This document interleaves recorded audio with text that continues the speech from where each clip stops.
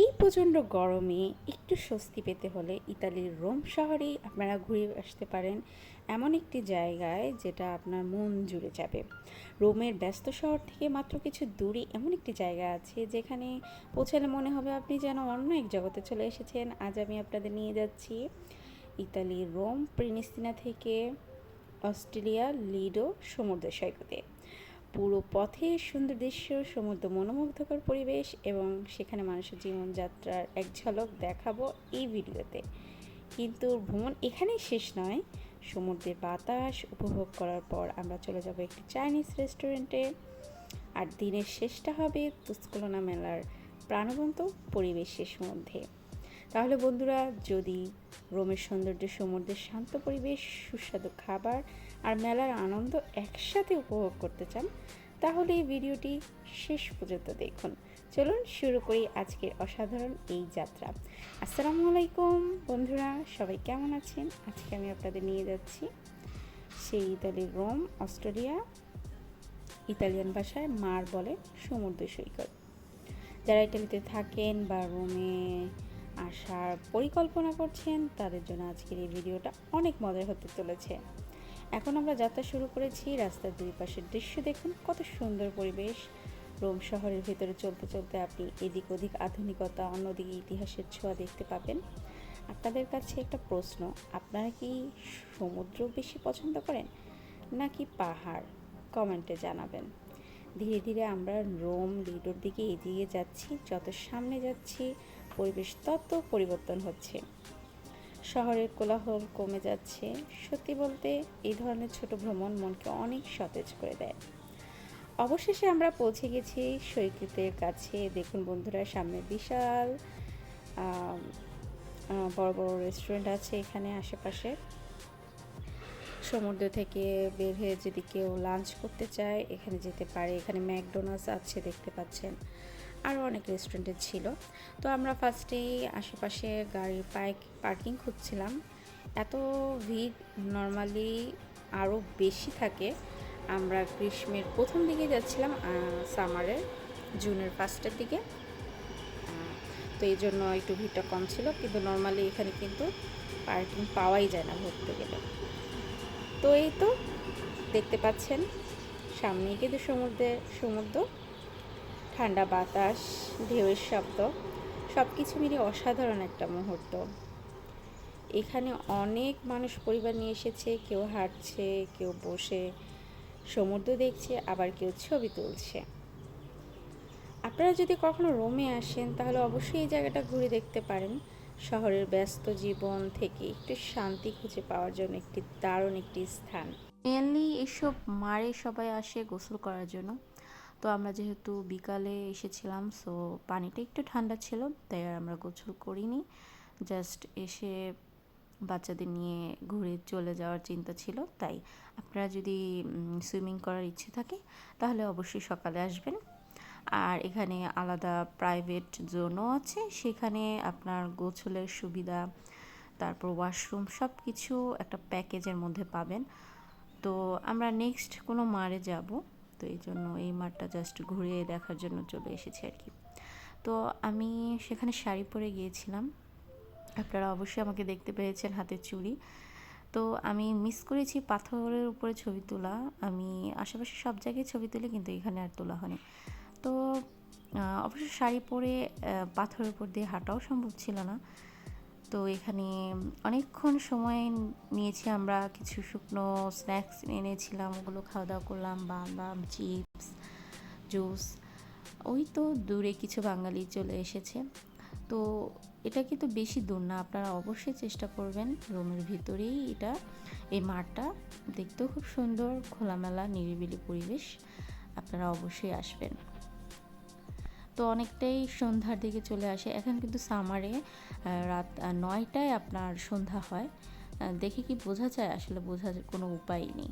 আমি প্রায় অনেকক্ষণ এখানে বসেছিলাম, আমার খুব ভালো লাগছিল। বাংলাদেশের সমুদ্র সৈকতে যেমন অনেক ভিড় থাকে, অনেক মানুষ থাকে, ওভাবে উপভোগ করা যায় না। কিন্তু বিদেশের মাটিতে কিন্তু আপনারা সামারের ফার্স্টের দিকে যদি আসেন তাহলে কিন্তু এইভাবে খালি পাবেন। এখন নর্মালি এই যে জুন জুলাইয়ের দিকে প্রচুর ভিড় থাকবে। সো সেই দিনের কথা তো আর বলে লাভ নেই। তো এখানে আমি প্রায় মাকড়স কী বলি কাঁকড়া দেখছিলাম, ছোট ছোট মাছও মনে হয় ভেবে দেখছিলাম। তো চারপাশটা এই তো আপনাদের দেখাচ্ছি, অন্যরকম একটা পরিবেশ। তো কিছুক্ষণ সমুদ্র পরিবেশ উপভোগ করার পর এখন আমাদের পরবর্তী গন্তব্য কি, কিন্তু যাওয়ার আগে আপনারা কমেন্টে লিখে জানান এই সমুদ্র সৈকতের পরিবেশ আপনাদের কেমন লেগেছে। এখন আমরা চলে এসেছি একটি চাইনিজ রেস্টুরেন্টে, অনেকক্ষণ ঘোরাঘুরির পর ক্ষুধাও লেগেছে বেশ। আজকে এখানে আমরা বিভিন্ন চাইনিজ আইটেম অর্ডার করব। প্রথমেই খাবার গন্ধই অন্যরকম লাগছিল ভিতরে ঢুকেই। আমার মেনলি চাইনিজ পছন্দ। তো ভাগ্যবশত এখানে আমার ফোনটি চার্জ শেষ হয়ে গেছে, বন্ধ হয়ে গেছে। তো আমি যতটুকু ভিডিও করতে পেরেছি, এই যে দেখতে পাচ্ছেন তাদের চাইনিজ আইটেমের মেনুগুলো। তো ফার্স্টে আমরা কিছু রোল অর্ডার করি, তারপর বিভিন্ন ফ্লেভারের নুডলস, এখানে চিকেন, প্রন, কোনোটা ভেজিটেবলের 4 ধরনের নুডলস আমরা অর্ডার করি। তারপর বিভিন্ন ফ্রাই আইটেম দিয়েছিলাম, তো ওগুলো তার ভিডিও করতে পারিনি। তো এখান থেকে খাওয়া দাওয়ার পর এই তো আমরা যখন বাসায় চলে যাব, হঠাৎ করে দেখলাম একটা মেলা হয়, তুস্কুলানা মেলায়, ইতালিয়ান মেলা। তো এক ঢিলে দুই পাখির মতো আর কি, এখানে আমরা ঘুরতে এসে মেলাও পেয়ে গেলাম। তো খাওয়া দাওয়া শেষে এখন আমরা দিনের শেষটা তো শেষ করছি এই যে মেলা দিয়ে। শুনেছি এখানে বেশ প্রাণবন্ত পরিবেশ থাকে, চলুন দেখে আসি। এখন আমরা মেলায় এসে চারদিকে দেখছি মানুষের ভিড়, বিভিন্ন স্টল আর আনন্দমুখর পরিবেশ। সত্যিই জায়গাটা খুব সুন্দর লাগছে। পরিবার, বন্ধুবান্ধব নিয়ে সময় কাটানোর জন্য এমন একটা পরিবেশ অসাধারণ। এখানে অনেক টাইপের জুয়েলারি ছিল, এত ইতালিয়ান ছিল, প্রচুর ভিড় ছিল। বাঙালিরা ছিল খুবই কম, যেহেতু এটা ইতালিয়ান মেলা, ইতালিয়ানদের স্টল।